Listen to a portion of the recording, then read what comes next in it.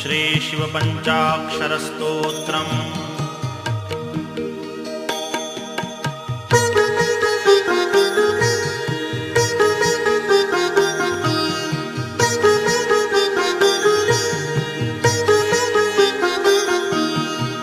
नागेन्द्रहाराय त्रिलोचनाय भस्माङ्गरागाय महेश्वराय नित्याय शुद्धाय दिगम्बराय तस्मै नकाराय नमः शिवाय।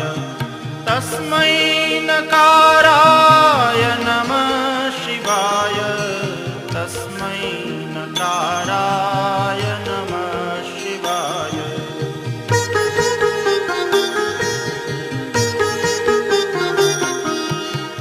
मन्दाकिनी सलिलचन्दनचर्चिताय नन्दीश्वर प्रमथनाथ महेश्वराय मन्दारपुष्प बहुपुष्प सुपूजिताय तस्मै मकाराय नमः शिवाय।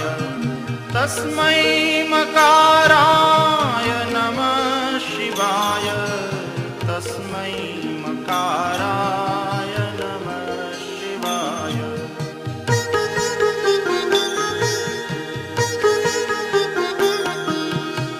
शिवाय गौरीवदनाब्जवृन्द सूर्याय दक्षाध्वरनाशकाय श्रीनीलकण्ठाय वृषध्वजाय तस्मै शिकाराय नमः शिवाय। तस्मै शिकाराय नमः शिवाय। तस्मै शिकाराय नमः शिवाय।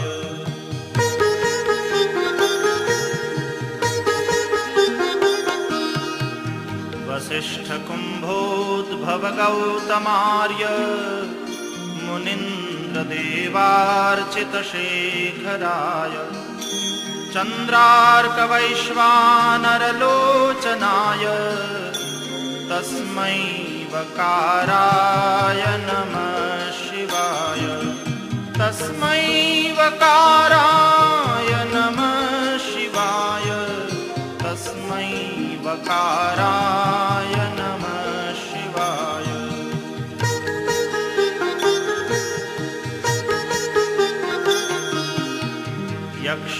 यक्षस्वरूपाय जटाधराय पिनाकहस्ताय सनातनाय दिव्याय देवाय दिगम्बराय तस्मै यकाराय नमः शिवाय। तस्मै यकाराय नमः शिवाय। तस्मै यकाराय नमः शिवाय।